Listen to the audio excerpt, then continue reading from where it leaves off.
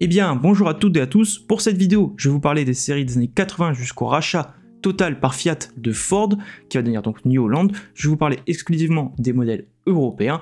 Donc je ne perds pas plus de temps et je me lance sur le sujet. Ford, ayant fortement étendu son marché européen lors des années 70 grâce à ses séries 6Y, 600 et quelques modèles américains, étant de plus en plus implantés en Europe, ces sites anglais et belges vont continuer à assurer la production de nouvelles séries au cours des années 80 et jusqu'à après le rachat total par Fiat, devenant New Holland à l'avenir.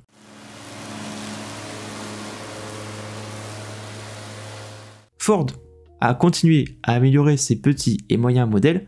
La série 600 est donc revue en 1981 pour devenir la série 610 qui évoluera en 3 générations jusqu'en 1991. Dans l'ensemble, les bases sont les mêmes, le design change, des transmissions synchronisées arrivent, meilleur système hydraulique, plage de puissance étendue, plus ergonomique, et ces modèles sont construits sur une plateforme unique, différente pour les petites et moyennes puissances, mais la grosse amélioration concerne la construction des moteurs qui jusqu'à présent connaissaient parfois des déformations dans les cylindres, menant tout simplement à des casses moteurs. Donc dans cette nouvelle série, qui reprend la numérotation et un petit peu la plage de puissance des anciens 5000 jusqu'au 7000, on retrouve alors les modèles 5610 à 8210. Dans la petite puissance, on retrouve les 5610 et 6610 qui diffèrent guère l'un de l'autre, seuls deux éléments les distinguent, leur moteur, 72 chevaux sur le 5000 et 82 sur le 6000, et les options de boîte, une seule sur le 5000 et deux sur le 6000, dont la Dual Power. Ces tracteurs possèdent un relevage de 2,6 tonnes, sont disponibles en 4 roues motrices et cabine en option. D'autres modèles peuplent la série 610, plus puissants et mieux équipés, les 6710, 7610, 7710, 7910 et 8210 assurent le segment moyenne puissance de Ford. Tous ces modèles partagent une transmission unique Dual Power.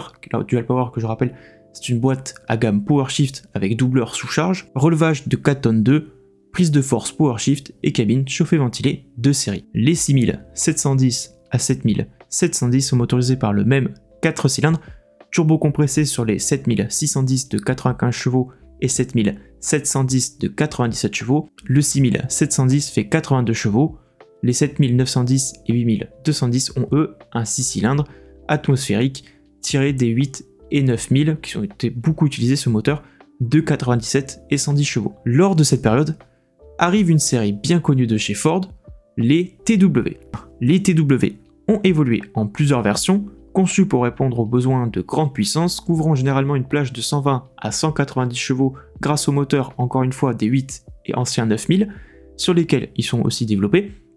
L'ensemble de ces modèles comprend des composants destinés à des tâches lourdes et continues, mais je n'en parle pas plus pour cette vidéo, car j'ai déjà tout simplement consacré une vidéo exclusivement au TW, je vous mets le lien en description. La seconde génération des 610 est commercialisée en 1985, les changements se trouvent au niveau de la cabine Q, qui est retravaillée avec plancher plat, moins haute et plus confortable.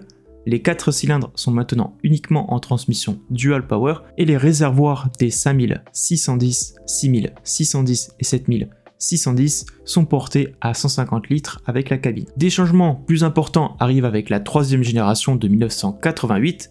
Les moteurs 4 cylindres sont retravaillés avec de nouvelles culasses, nouveaux pistons, meilleure injection et nouveaux collecteurs d'admission. Un relevage à commande électronique est disponible sur le 8210 qui reçoit au passage un meilleur pont arrière. Avec cette troisième génération, la plage de puissance est aussi étendue avec de nouveaux modèles en 4 cylindres, les 5110 de 65 chevaux et 6810 de 90 chevaux sont lancés avec cette révision. Le 7610, toujours en 4 cylindres turbo compressés, grimpe à 100 chevaux, mais les 7810 et 8210 conservent leur 6 cylindres atmosphériques sans changement de puissance. Entre ces deux renouvellements, Ford a acquis Sperry New Holland en 1986 pour étendre son marché vers les machines de récolte et Versatile en 1987 pour le gros matériel.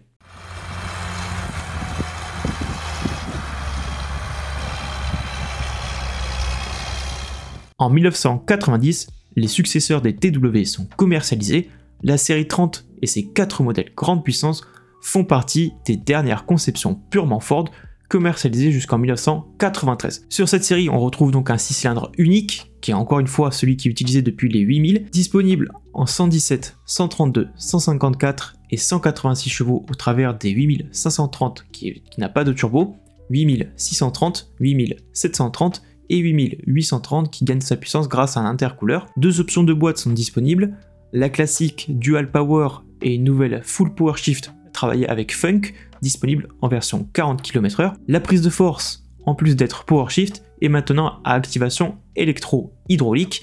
De meilleurs essieux arrière ont été installés, le relevage arrière est bien plus costaud, maintenant porté à 6 tonnes 8, avec relevage et prise de force avant disponible en option, et cerise sur le gâteau, la cabine est de série montée avec une climatisation. La série 30 n'est pas réservée à des modèles de grande puissance, des modèles compacts accompagnent ces grands tracteurs en 3 et 4 cylindres de 45 à 70 chevaux à partir de 1990 et jusqu'en 1995. Construit sur une structure unique, on retrouve sur tous les modèles une boîte entièrement synchronisée ou Dual Power, prise de force, Power Shift et cabine de série. Dans les 3 modèles 3 cylindres, on retrouve les 3430, 3930, 4130 et 4630 de 45, 51, 56 et 61 chevaux avec relevage de 1 tonne 9 ou 2 tonnes 6 sur le 4630. Les deux 4 cylindres 4830 et 5030 de 65 et 70 chevaux ont droit eux à un relevage de 2 tonnes 6. Et en 1991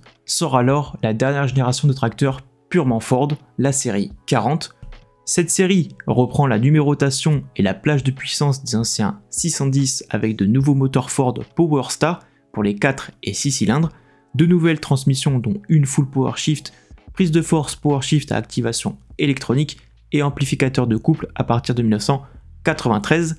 Cette série est vendue en deux finitions, la SL et la SLE, la SLE étant équipée de relevage électronique, boîte Full Power Shift dite Electro Shift et compteur électronique. Les 40 se divisent en deux gammes, donc 4 et 6 cylindres. Dans les 4, on retrouve les 5640 de 75 chevaux et relevage 2 tonnes 8 ou 3 tonnes en SLE, 6640 de 95 chevaux, relevage 3 tonnes et le 7740 turbo compressé de 95 chevaux et relevage 3 tonnes ou 3 tonnes 2 en SLE.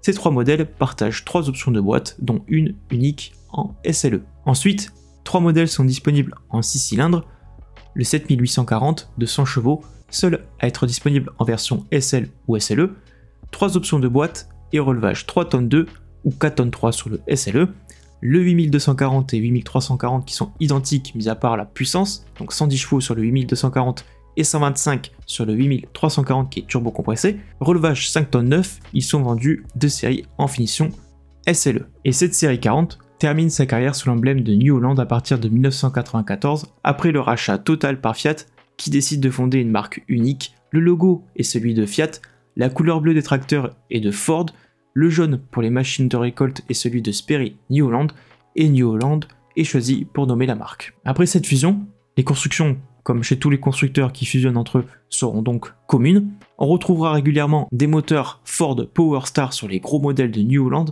avant d'être dérivé en moteur Iveco, mais sans autre lien avec Ford.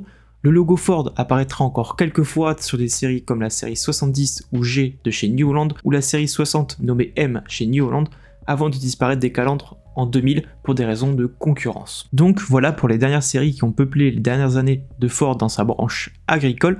Je pense que Ford avait racheté du coup New Holland et aussi Versatile pour être un produit intéressant à la vente. Comme d'habitude, n'hésitez pas à mentionner ce que vous avez pensé du matériel cité si vous en avez utilisé en commentaire. Il y a aussi eu des modèles de ces années-là qui ont été dérivés sur les Conti dont je parlerai indépendamment de Ford, vu que Conti est un constructeur indépendant de Ford malgré leur grande relation. Donc voilà, écoutez, si la vidéo vous a plu, autrement n'hésitez pas à la liker et à vous abonner à ma chaîne, et je vous remercie d'avoir regardé cette vidéo, et je vous dis à bientôt.